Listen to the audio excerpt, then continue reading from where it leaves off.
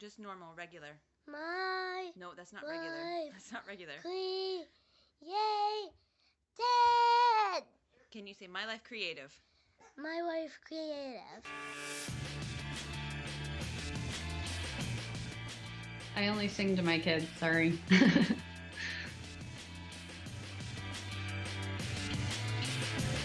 But there's so many how-to podcasts out there and instructionals, and I'm so tired of the educational component. It's like I just want to talk and hear from real people and how they live and what their approach is and more what their life is like and how they're set up. So Yeah, I've listened to a few. I enjoy it. I think that people care about the way you live, and that's what they want to hear about and see. And hello and welcome to My Life Creative. I'm Richard Zombek, and I'm here with my lovely spouse and partner, Pamela Joy. Hi, Richard. How are you? I don't even know what number episode this is. I think, what are we, like up to 9 or 10, something around that. I don't even know. But today, in this episode, you interviewed Anna Christine Larson. That is correct. Would you like to tell us something about her? I'm sorry for being so coy. Yes. So I have to make kind of I have to be honest about this one, because this was, it was really, I've wanted to talk with her for a while. Well, I say that about everybody, but these are like all people that I wish I could just meet and have coffee with and have a chat. She lives in Olympia, so I love the scenery because it's Washington State, and I can smell it. I remember what that smelled like there and how that looked there. So I'm just blown away by her lifestyle. Like she's an avid gardener, and she not only grows everything, she eats everything, in like the parts most people throw away.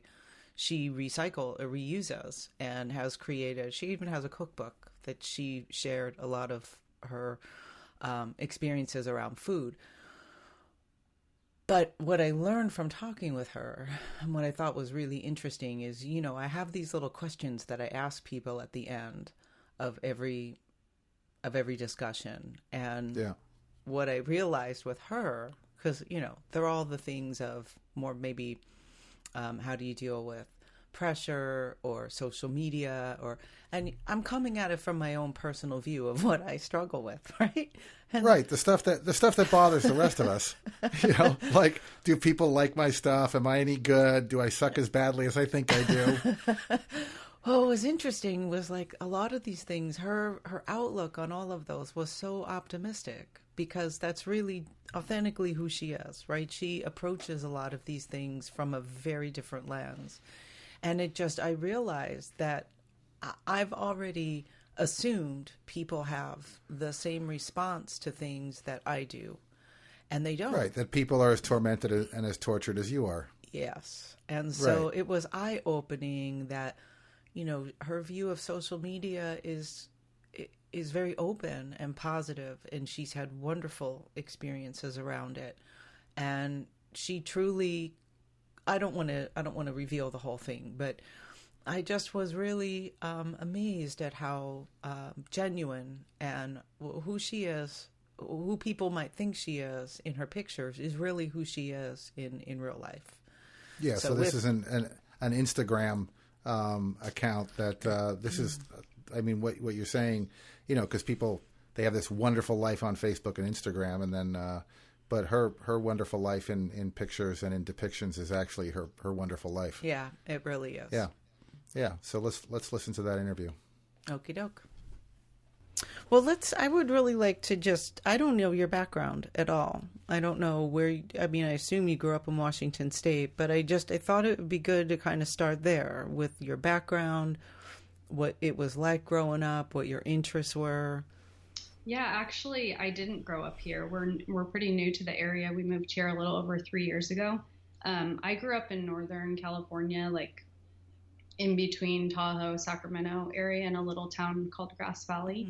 And I had two sisters and an older brother. And my earliest memories were just being outside, playing all the time, like running the neighborhood. And I don't know if my mom ever knew where we were during the summer. We were just kind of running around exploring. I guess my earliest memories were probably like 4 or 5 years old, because I was homeschooled for kindergarten, I stayed home for preschool and kindergarten. And I remember just like leaving the house all day and going to this little creek down the road and like playing in it and finding tadpoles and salamanders, and just spent my days exploring. So, that was my earliest memories, building forts. And, I didn't spend a lot of time at home. I don't really remember being inside much as a child. So. Well, that totally, you see a lot of connection to that today. Yeah, I think so. Once I had children, I definitely wanted that for them. I wanted them to be outside, and explore. And our first house, when we had Judah, our oldest, we just lived on a little city lot, and he was young enough where he didn't need that type of space. But once he was getting a little older and we were growing our family, we definitely wanted more room for them to explore. And we ended up moving to Washington just because we really liked the Northwest. My husband and I both loved it. We both loved the climate and like the scenery and everything about it. And so we just decided to move our family up here. We didn't have any ties or family or connection to the area. Oh, wow. It was just where we wanted to be. So, yeah, we're pretty new to Washington. It's an enchanting area. Yeah, it really is. It's very inspiring for me. So I love being here.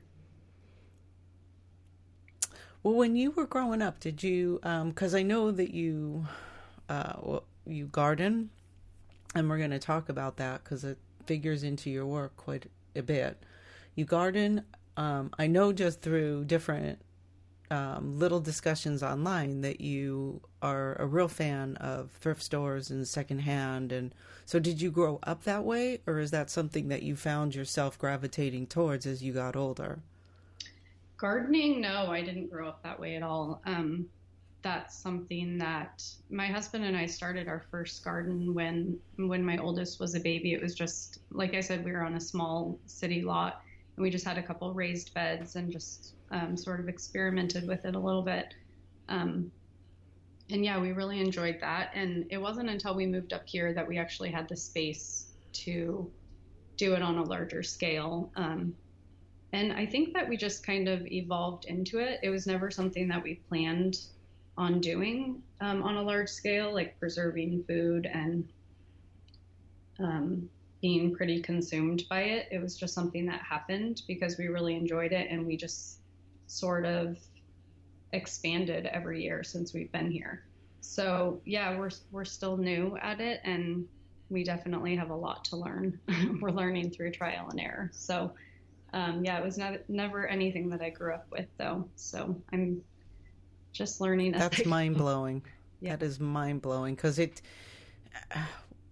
like, how much time does it take of your day, of your week, or like, how did you find your way through it all, or what attracted you to it? Because it's a lot of work. I mean, it's back-breaking work. It's not like a work. Yeah, I definitely am ready for fall and winter when it's here, because I need a break from like leaning over the sink washing fruits and vegetables. So I do look forward to that. But then by the time, like this time of year, I've just been starting seeds recently, and I'm ready for it again.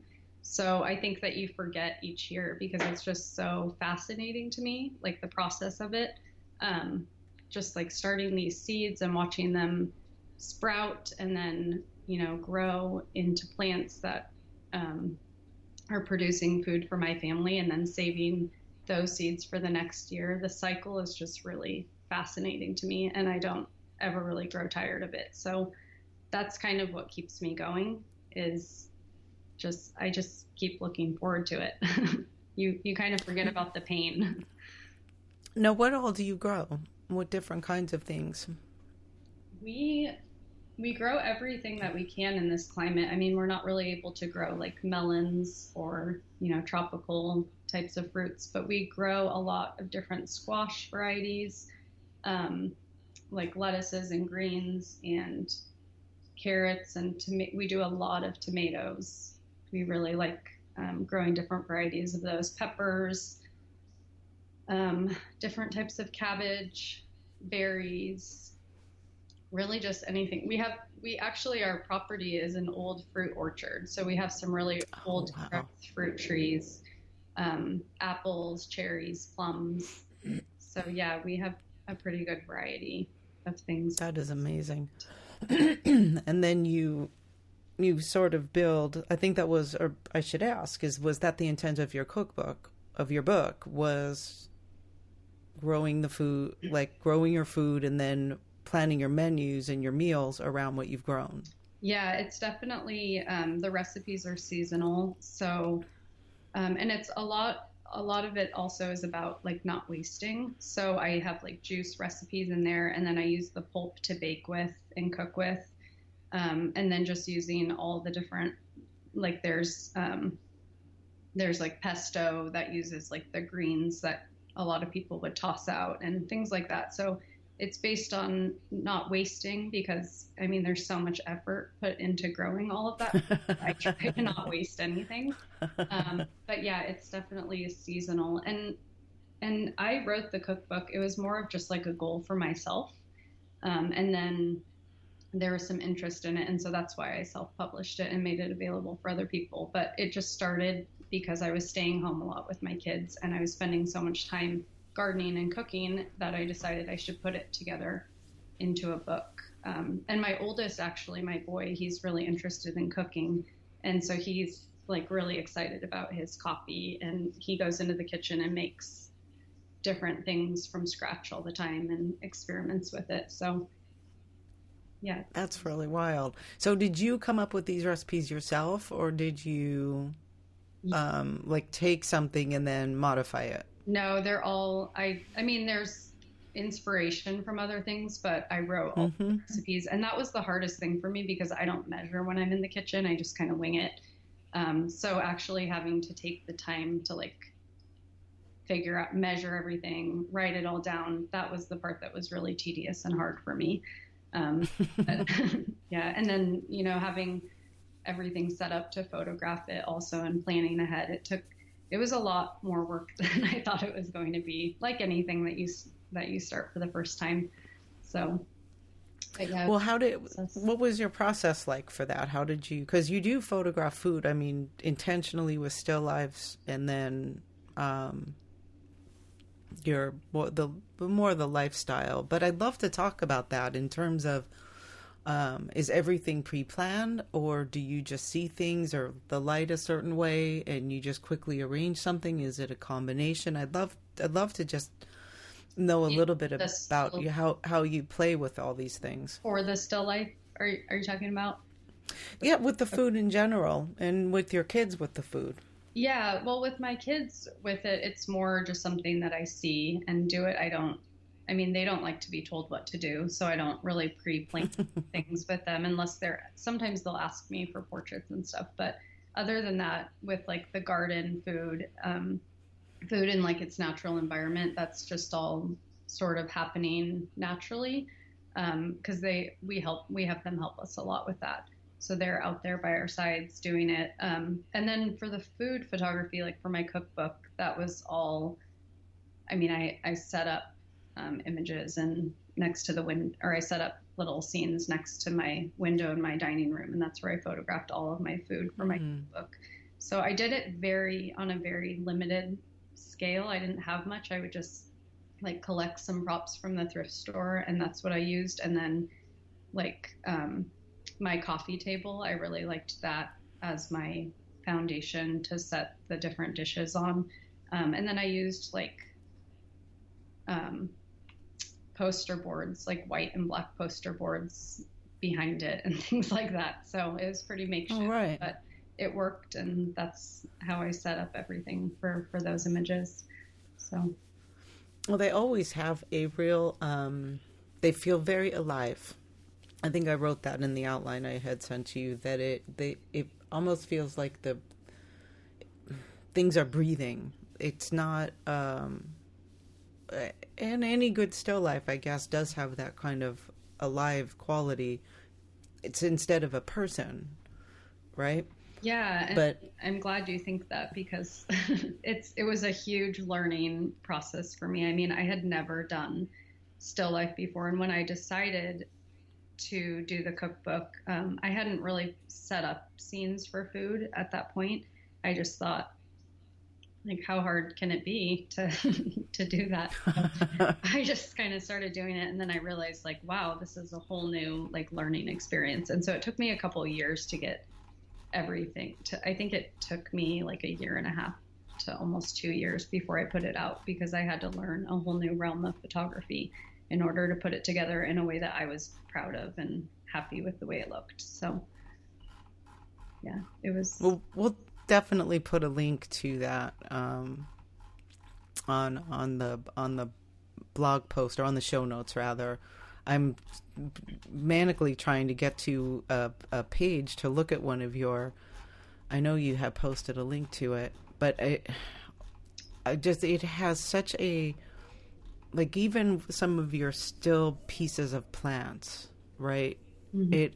Did you study anybody, or do you just play around with things, or do you look through magazines, or? For the food photography, you mean? Yeah, just like for inspiration for plants and food. And I mean, I'm always like looking through, like, I guess I follow a lot of different photographers on Instagram, and I do look at recipes in magazines and things like that. But yeah, it's more to see how things are set up and how things are done. Because I don't actually like read recipes that often. I just like to make things up on my own. But yeah, I do like to look at food photography and see how people are doing things, because yeah, I don't know. It's just everybody has their own unique way, and it's really interesting to see how other people see things and see food. So, well, I guess I was looking through, I think these were pictures from either let me see the title of it. I think they were all, I'm slightly obsessed with them. I've looked through them a lot. They think they were either from your 365 last year, some of your favorites, or they were. If it was the one that you sent me in my outline, I think it was the 100 Days of Summer from last year. Yes. Is that what it was? Yeah. Some documentary, This Enchanted Life. Okay, that's what it is. Just kind of a wrap up of 2016. Some of my favorites from the year. Yeah. And so in that, there's one where little hand and radishes, and then your boy with potatoes. Now those you've thought about those, yes? Or did they just show up? So the radish one, I think I know which one you're talking about. Yeah, he had just like pulled those radishes, and he was holding them and walking them into the house. And he was just like over this little concrete patio that we have in front of our house. And I was like, oh, can I take a picture of those in your hand? And he just held them out, and I took it. So it's not like a lot of planning, but if I see something, then, obviously he had to stop and stand still for a second. But yeah, I just loved, I think that was pretty close to the time that I had just finished I took Roxanne Bryant's color theory class. And so I just saw that red and green together. I was really searching for color at that time, and still am. I mean, that class really changed everything for me. But yeah, I loved the colors of that, and that's really what drew me to making that image. So, and then you said the potatoes, was that the other one? Yeah, and I see the same thing as well with that. Anyone who's taken that class, I do see a shift in how they work with color, like completely. Yeah, it's on my to take list, because of I have not really worked in a lot of color, but I've been more and more interested in it, and I like the way that people who've taken her class seem to end up finding their way with it. because it's very clear. It's almost like the way I think of black and white with color. Yeah, it was a really eye-opening class, and she's just, I mean, I haven't taken any other classes, so I'm not, I think she's an amazing teacher. I have nobody to compare her to, but she did a really great, like, it was really easy to understand, but then really in-depth also. So I think I learned a lot from it. But yeah, the radish one was inspired by the colors, and then the potatoes. I think that food in its natural habitat is just really beautiful, or environment, I should say. So he had just pulled those from the ground, and yeah, just the colors, and they were like, the skins of them were iridescent, and it was just really pretty. So I like it when the food is still covered in the dirt, and that's when I prettiest. So I like to do. Oh, you've got beautiful light there too, where you're like in the perfect place for a big softbox sky. The light in Washington is just exceptional. It's amazing because you can be, making beautiful images throughout the whole day without having to worry about that harsh overhead light. So it is really nice. And I love the one of your sink, and you've got eggs in a brass container, and then greens just flopping out of the sink, and it's the light quality, and again, it feels like somebody just left, right? It doesn't feel like it was staged, and maybe it was staged, or maybe this is just as you were putting things away, you saw it. But what is that one? You said eggs, and it's one that has a bunch of greens, like plants. I don't know what I think that's the garlic that we had just. Ah, yes, and there's all the greens in the sink, and then the garlic's off to the left, and there are eggs behind it. Yeah, and it's a really. Those I mean, that one was not staged. I was just cleaning it. Yeah, the ones that are more like the garden photos and things like that, I don't like pre-plan them. They're just more when I see them and I have my camera around and I try to keep it nearby. But the ones in my cookbook, I guess, are the ones that are set up. But other than that, are styled. Like my lifestyle work and my garden work, that stuff is never pre-planned. So how did this all evolve for you? When did you start photographing or creating, or was photography what you picked up first, or how did you come into this all? Yeah, I took a photography class in high school. That was when I first picked up a camera, and the thing I enjoyed the most about the class was working in the darkroom and developing. That was my favorite part about it, definitely. I spent as much time in the darkroom as I could, just watching the pictures of the life. Here. I'm with you there. Yep. I mean, I spent so much time in there that I can still, like, if I think about it, I can still hear like that second beeping in my ear. Because I was. Or smell the fixer. Yeah, I was just in there as much as I could. So that's where it really started for me, and I loved it. But then once I was out of high school, I didn't have access to the darkroom, and that's the part that I enjoyed the most about photography. I didn't really know what I was doing with shooting, and I never was that satisfied with my images, but I think I just really enjoyed the process of it.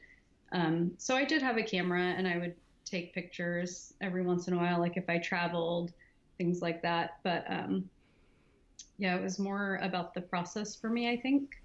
And then when I didn't have access to the darkroom, which was the part that I enjoyed, I think I just kind of let it go at that point. And then I didn't revisit it until my youngest was, I guess he was like crawling. And so maybe 10 years ago, my sister had gotten a digital camera, and she was taking pictures of him. And I was like, maybe I should get one of these because I don't have any pictures of my child.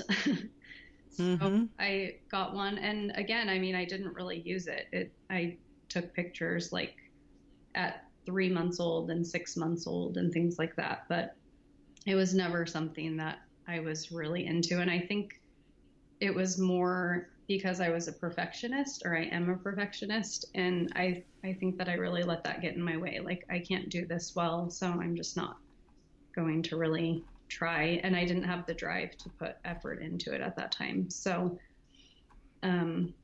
yeah, I never really revisited it again until I had my third child, my youngest, Haven. And I actually remember the exact picture that I took. I had picked up my camera and my son was holding my baby in his lap, and she was looking at me and he was looking at her, and I took it. And I just remember seeing that picture and thinking, like, wow, this is like, I caught that moment that was really painful to me. And from there on out, I wanted to actually like try and put effort into it and learn more about it. So I think it was just that one picture that really changed it for me, because before I had children, I was photographing mostly landscapes, and I didn't know what I was doing. I was never like satisfied with the pictures. But then once I caught that emotion and connection between people, that's what really changed it all for me and made me want to learn more about it. So. And now, how did you learn more? Because I have a feeling I know the answer to this, but I want to know from you. Well, just practice, I guess. You did a 365, didn't you? Was that your first? I was shooting for about a year before that, and I was just actually learning a lot about my camera and the technical side of things. So I was reading a lot online, and I never took like any actual classes, but there's just so much information out there online that I was reading as much as I could. I was working at the time as an esthetician, so I did that for about 10 years, working in a spa. And then just on my free time, when I only worked 2 days a week. So then when I was home with my kids, I was just learning photography and hoping that I could transition into that as a career one day, and leave what I had been doing, because I was feeling sort of burnt out in that. So yeah, just lots of practice. My first 365 definitely is where I saw the most growth, because on the days where I didn't feel like shooting and I picked up my camera, those are some of my favorite pictures when I look back at them. So we'll talk about that a little bit. So the days that, because you have a big, I mean, you juggle a lot. You've got the kids, their schedules, your husband, a house, a dog. I think you have a dog. Do you have a dog? We have a dog, but she's easy. Your garden, when it's up and running, and then you do have clients. How do you keep this all going? Like, do you ever get tired? Do you ever get burned out, especially with the editing side? Do you ever, how do you keep yourself going when, those days where you're tired or you don't feel like it because you're tired, or there's other things? Like, how do you keep yourself motivated and going? Well, and fit all this in? I mean, I have to, because the kids don't stop and they need me. So, but no, I do get tired like anybody, but I think that,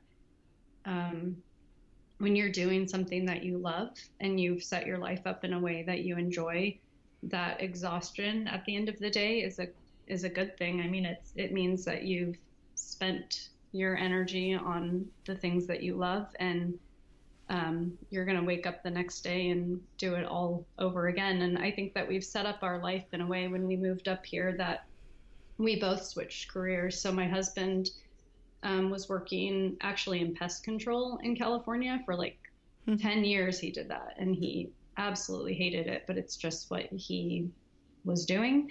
And he always had dreamed about being a realtor. And so when we moved up here, he just made that shift, and I stopped working in the spa industry and just devoted my time to photography. So we're both doing things that we love, and neither of us work 9-to-5 jobs. So we have each other for support. We have very flexible schedules, and he takes on a lot of getting the kids where they need to be also. So it's a really nice way that we have things set up. It works really well for us. And it takes the burden off of one of us so that we both have a part in raising our kids full time.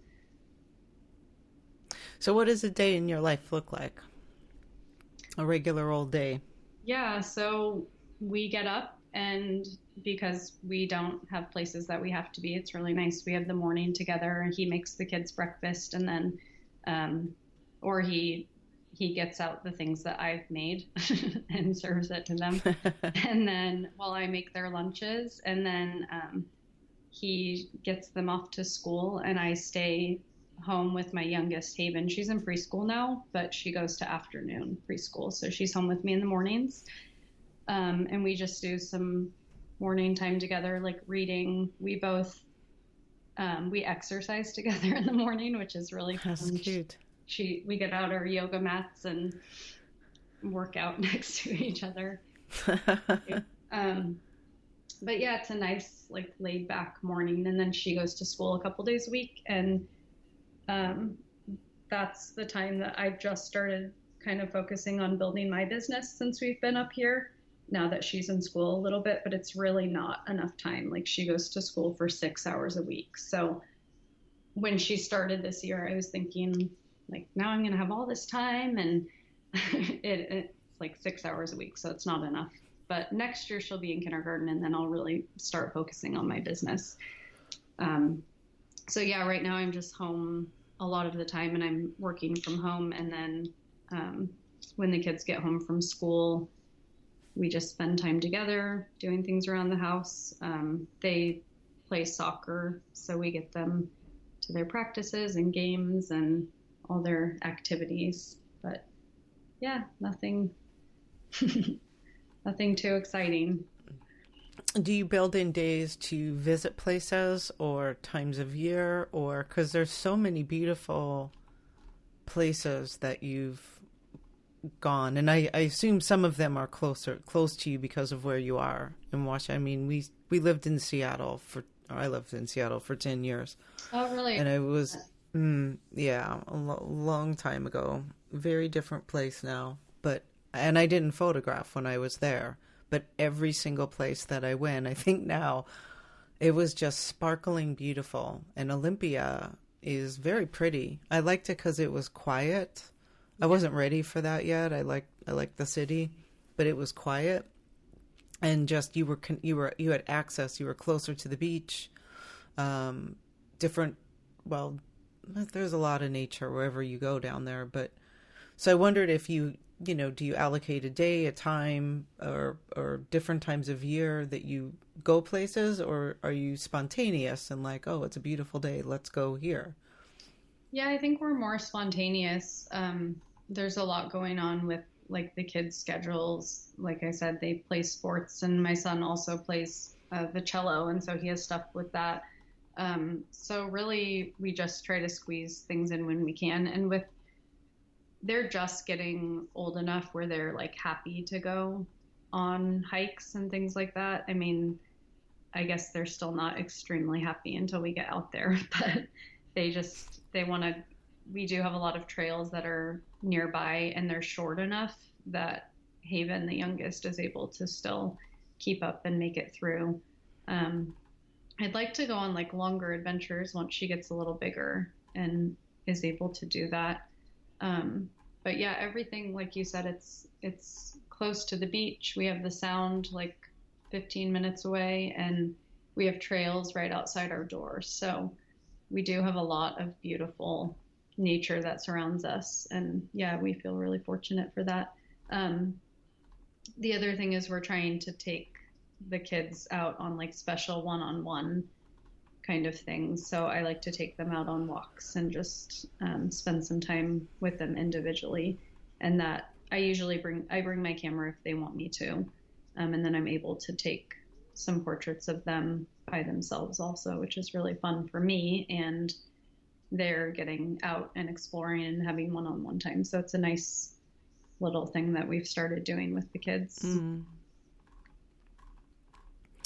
With some of the newer pieces that you've been doing, and maybe I think they're newer because I've just seen them in maybe a little bit more recently with a lot of double exposures and playing with different techniques with landscapes. Very expressive. I'd love for you to talk about that a little bit, and how, because you have freelanced extensively with the kids in lifestyle.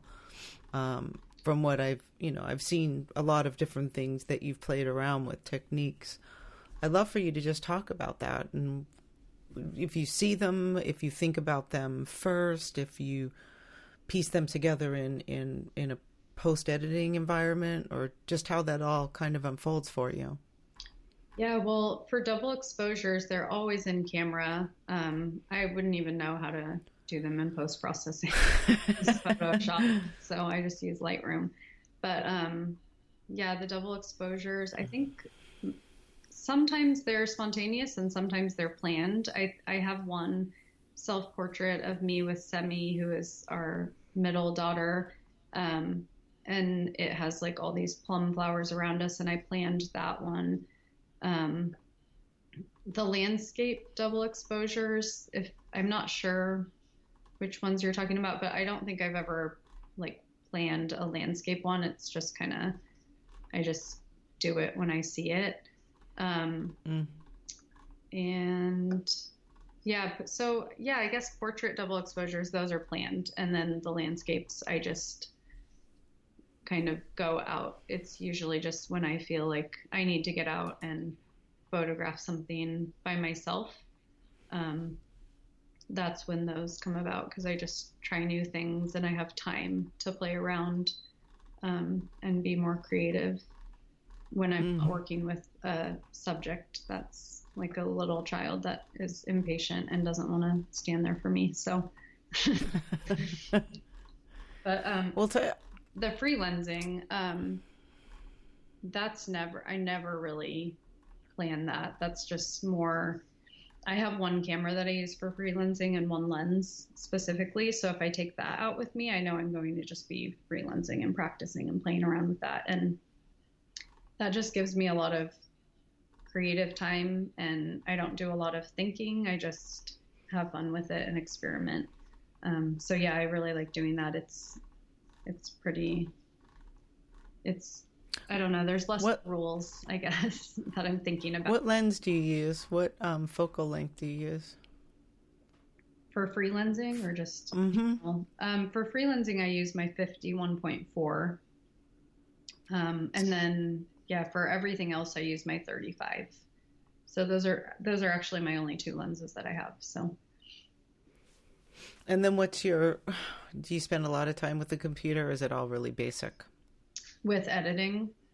No, I do spend time. I actually love editing. And I think, like we talked about earlier with Roxanne's class, ever since I've taken that, I've spent more time editing, and I've enjoyed it more also because I have way more creative freedom with color. And I was never able to really get the look that I wanted by editing by hand. Before I took that class, I would use presets, but now I do everything by hand, and I really enjoy the process of it. So yeah, I spend That's interesting, because I'm in the same, yeah. I don't profess to know a lot about it, and it's not the darkroom, that's for sure. I know. Yeah. It's completely different. It's a whole new realm to learn. So. Well, I guess like looking at some of the other things of how do you keep your 365 fresh and inspiring? I mean, how do you do this every single? I ask that because I think oftentimes what attracts a lot of people to certain photographers, it's their life and how they're living it. That is what is appealing.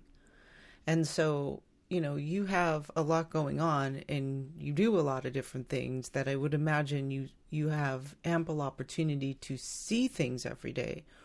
But I have to ask that anyway, of how do you keep it fresh and going? And is that it's hard because it is hard. Is that kind of the challenge? Yeah, I actually think that my first 365 was harder because I put more pressure on myself to come up with ideas and, think about it a lot. And now, like moving into this year, my whole thing was just let the images come to me. And I don't put a lot of thought into it. If I'm, before I would think like, oh my gosh, it's going to be dark soon and I haven't taken a picture. What am I going to do? But now I just know that something interesting and meaningful will come to me every day.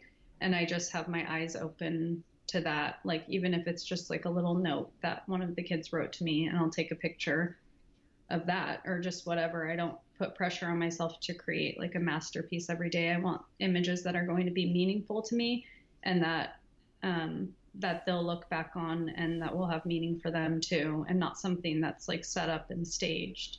I want, like you said, real life and the things that we will remember like in a positive light for what they truly are. So that's what keeps me going, is just, I have 3 children and I have a lot going on. So there is always something new. I don't have to really look or plan anything.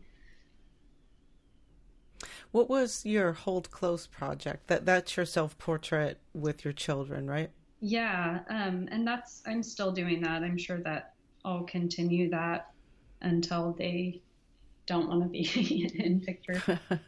But they love it. They like ask for it to be their turn. So those are more planned and set up, because I have, with a self-portrait, you sort of have to plan it. You can't just, I need to set my tripod up and everything. So I plan that and I have it all set up and ready and I have it tested, and then I get them in there so that they're not having to sit through everything. So. Was it difficult to do, or do you find it freeing and like something that feels good with you? Yeah, it does. I really enjoy it, and they like it too, because they like looking at the pictures, and I don't make them. Like I said, I have it all set up ahead of time, and like if I'm sitting with one of my children, we'll just be like talking to each other or singing or like telling a story. So it seems like just nice one-on-one time, and it's special to them. And then my daughter Haven, so she has this wall in her room, and it has like these wires with little clips that clip pictures onto them. So she has like probably 50 photographs hanging, and I let her choose which ones she wants hanging in her room. And the other night I was laying in bed with her and we were just looking up at them, and she was talking about them, and she was saying how her favorite ones are like the ones with her and me together. So it just reassured me that it is meaningful to them and it's something that they like revisiting. That's really sweet. Yeah. And then It Takes a Village, is that a ongoing project that you do, or is it just like, was that a one-off, or is it something that you do a little bit here and there? Yeah, that was on one session. She has triplets, so it definitely takes a village. That's why I titled it that. But yeah, I would like awareness though to be brought to that. I mean, I think that I could do more sessions like that. I would enjoy it, because new moms need all the help they can get, or very experienced moms. It's all the same. It's all hard. I can't even imagine triplets. 3 at once. Yeah. I mean, even being there with her, like, and seeing it all, I still can't imagine actually doing it. It's pretty. I've photographed a family who had three little girls, and one was, they had 2. Did they have 2 or 3? 1, 2. Maybe they had 2. It seems like they had 3. But it was constant movement. Yeah. Constant. They had 2 of them. I'm confusing it with I've had an inquiry to photograph 1-year-old triplets. Oh, wow. Yeah. And the movement, they're just squirmy wormy at that, they're always on the go, and I can't even imagine. Yeah, whatever you do once, you have to do 3 times. Yeah, when you look back at like bath time with one, and like how hard that is, even with just like another child by your side, like an older child, and then having, because that mom who I photographed the triplets, she has a 4-year-old also. So just having her feel included in all of it. And yeah, she wrote a lot for that blog post, and explained her feelings about it, which I really liked. I liked that paired with the images because it gave a better sense of what she's actually feeling and going through. So I did as well. I enjoyed her story of just her perspective of what it feels like, and her, you know, getting pulled in a lot of directions and feeling inefficient, like she could never, and getting comfortable with that. Like there's just no way that I'm going. And then having the older one, it was remarkable that she's doing what she's doing. I imagine in a couple of years it'll get a little easier for her. Yeah, and doing it all without sleep too. I mean, it's pretty amazing. Sleep is important. Mm-hmm. Well, coming towards I always ask these questions of how do you deal with disappointments and setbacks and competition and social media and external pressure, kind of all the things that I'm been trying to get a different insight into them, because they're negative. You can't have positive emotions without negative, right? That's the whole blend of life, the yin, the yang. Mm-hmm. And I always find it interesting how different people deal with those, right? So I wanted to see what your thoughts were. Well, as far as social media goes, I've had like more of a positive experience with it, I guess. It feels like a really nice community to me. Maybe it's just the people that I've interacted with and surrounded myself with. I haven't really had a lot of negativity with that, but I also think that it's the way that you enter it and look at it too. Like for me, I don't see competition within it. I see just like a really amazing platform where we can share our work with each other. And that didn't always exist in the past. I mean, it was hard to be able to share your work and things that you're proud of, and be in groups where you get like feedback on your work and are able to develop growth from that, and like online classes and all of that. I just feel like it's a really amazing platform that we have now. But I do know that there's a lot of negativity that can come from that. I just haven't experienced that yet. And maybe it's because, I don't know, maybe like the more well-known you are, you feel that more because you have more followers and potential for negative comments and things like that. But yeah, I haven't experienced much negativity from it. So that's good. Yeah. And also like I'm not able to be on there all the time. I mean, like I'll schedule posts and stuff like that so that I don't have to actually be on social media. So a lot of times I feel like I'm trying to like catch up and read through everything when I get a chance to jump on. So because you're gardening and got 3 kids and I'm not creating and there's a lot that I'm trying to accomplish at home. And if I just don't want to be distracted by it. We try to really limit our distractions. Like we don't have a TV in our living room, and we just try to use our time wisely, doing the things that we enjoy. And I feel like I don't want to be sucked in to like the computer all day. I would much rather be spending time in my Lightroom catalog or with my prints and trying to grow from that, because I can only create from the person who I am. I can't be anybody else. So if I'm like looking over my work and seeing how I could do better the next time, I think that that's where the real growth comes from me, is studying my own work. So that's what I like to I like that energy into. And have you ever had any disappointments? Or well, before I ask that, do you print your own work or do you send things out to a lab? No, I don't print my own. I actually was just talking with my husband about that, though, that I would love to get into that. But no, I don't. right now I send it out. Okay. But have you had any setbacks or disappointments, or have things just sort of progressed along? You strike me as somebody who's pragmatic in a way of you can roll with things and assess, well, this didn't work, so let me try it this way. Well, that didn't work, so let me try it this way. Is that sort of how you've maybe evolved?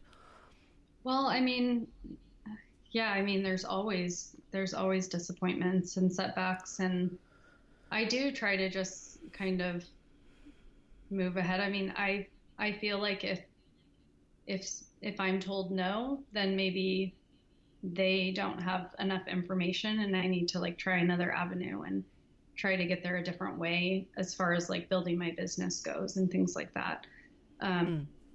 So yeah, there's always disappointment, but I think, yeah, I just try a different avenue. Well, on to some of the more, on the flip side of that, what are your deepest inspirations? I mean, poetry, places, art, artists, time periods, music, or do you draw inspiration from? My biggest inspiration, I think, is nature, for sure, because I really saw a shift in my work when we moved up here to like a scenery and a climate that I really enjoy. And then like the gardening and everything and just the cycle of life when it comes to nature, that really inspires me. Anything new. So, I mean, there's like a newness each spring, and then the way that the light changes like in our house and just everything's new each year. It comes around full circle and changes. And so nothing's ever the same as far as light and scenery go. So if I just get outside, if I'm feeling like uninspired, if I go outside, that helps me a lot. And I'm able to draw a lot of inspiration from the environment around me. And then also, obviously, my children. And so, yeah, when those three things come together, like nature, my children, and light, that's like everything for me. So maybe a little food in there too. Yeah. And, you know, in its natural environment, that's where it's most inspiring to me. So growing and then harvesting and things like that, that's what I think that's really beautiful. So how do you stay organized without being overwhelmed, particularly with digital on your pictures and on, do you hoard, do you keep everything, or do you just delete? No, so that you, I think that I'm actually an undershooter because I do not like to cull images. So I'm very patient when I'm taking pictures, waiting for everything to come together the way that I want it to. And I probably could get more pictures that I could probably get something I was happier with if I shot more. But yeah, I don't like the culling side of things. So when I import, I go through everything and choose the ones that I want to keep, and I delete everything else. Yeah, I don't like to have, I'm a minimalist on like every level. So I don't want my catalogs to be full of pictures that I may never revisit again. But I also give myself a deadline. So by the end of every month, I have to have everything edited. I work with a couple stock companies, so it also keeps me on track with those, getting everything exported and all the metadata put into it and sent off to the different places where they need to be. And if I don't finish things by the end of the month, that's when it gets really overwhelming. Like if I have all these months of images that I haven't touched. And so I've learned from that just to stay on top of things by giving myself a deadline to have it all complete by the end of the month. So what would be like, the one thing you would, or a few things you might tell somebody who's wants to live more creatively? What would you advise them to do? I think just find that thing that inspires you. I mean, for me, that's when I feel like my creativity really came out, is when I surrounded myself with the things that inspired me. And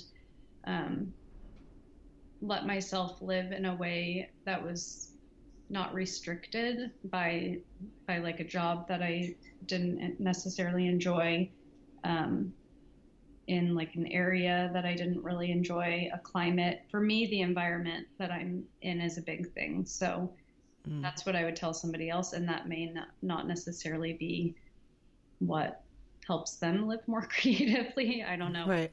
That's definitely worked for me. So. And I'll follow up with you on the back end of just finding out, or ask. I usually ask people who should we talk with, so that you can think of, you don't have to give that to me now, but somebody that I add that to a list of people to reach out to. Yeah. I'd probably put some thought into that and let you know. There's a lot of amazing. I think one person who I think is like, her work is like so incredible is Nikki Boone. I know that she's been on another podcast recently. I listened to it. I can't remember what it was, but just the way that she lives is really inspiring, and her work is just incredible, because I think it's just based so much on her children also, that it resonates with me, and the way that they live, and they just live so free, and she does unschooling, and I just think that her life is really fascinating. So I definitely think that she would be a good one to reach out to. I will add her to the list. I think the people in other continents, it becomes a little tricky, less tricky with Skype. Yeah. Initially we were, because I think I had talked with her and Amanda Volker and Cindy, I'm spacing on her last name, about doing, because this was early on when they have first released their magazine. I thought they might be fun because I like both of their work and they live in different places. But we had a hard time coordinating the logistics of somebody being in another continent, and but at the time we were using Google Hangouts, so this makes it a little bit easier with Skype. Yeah, but yeah, I will definitely add her onto the list, because I've gone back and forth with her a few times on a while ago. I think maybe she was looking to enter a competition, or I forget what it was. But I love that she lives without anything really. No internet, no TV, no. It's a lot like Alain Labois. Hoping I say his name correctly. Yeah, I don't know how to pronounce his name either, but but it's the same kind of lifestyle where it's really just living, and there's no distractions. There's no you want music, you play music. Maybe you listen to records, but there's no computers, there's no TVs, there's no interface. Right. And that's an interesting way to grow up, because I grew up with a friend down the street whose parents did not allow a TV in the house. And all those kids were so amazing. One played piano and had a band. Another one was an artist and used to like draw on their walls. The other two read and wrote, and it was really like they lived almost like in a salon, right? Mm-hmm. Just on how... At the time, I thought they were weird. I was like 8 years old, and I thought this was just so strange that there was no TV, right? Because our little average middle class kumbaya house, we had a TV, so I didn't understand it. But looking back on it now, it's a really unique way to grow up without all of that. Yeah, I think it teaches. That was like a huge thing for us when we had kids, is we didn't want TV.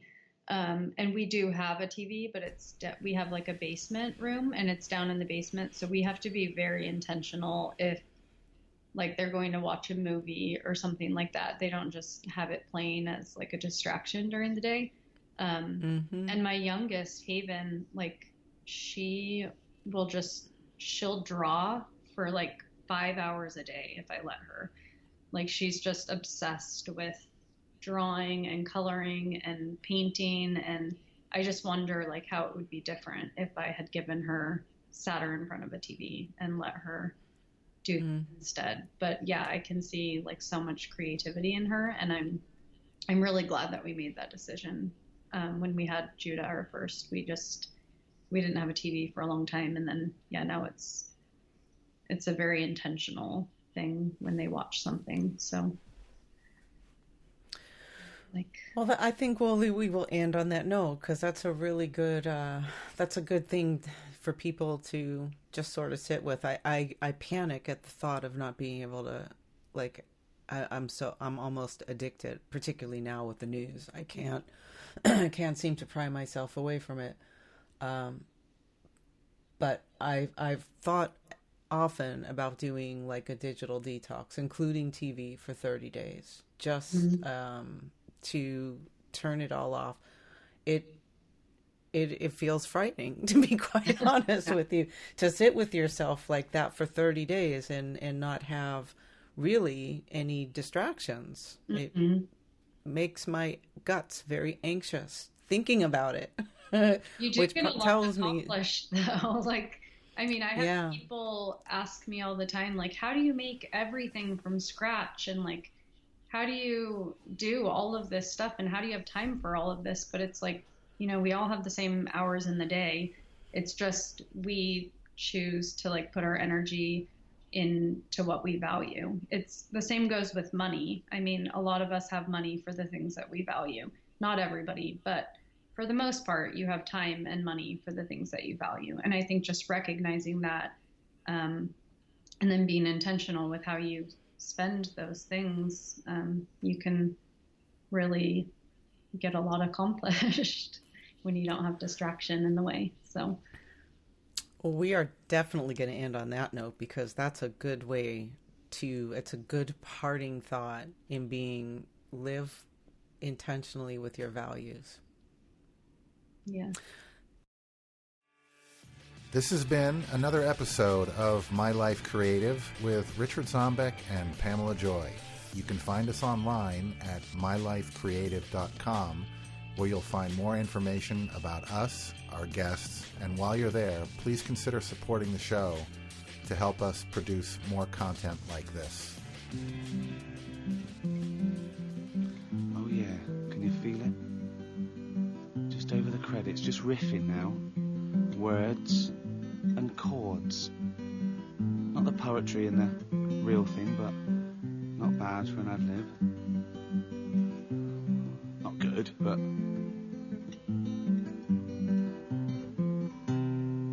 And it's not long enough, so just do a little bit more.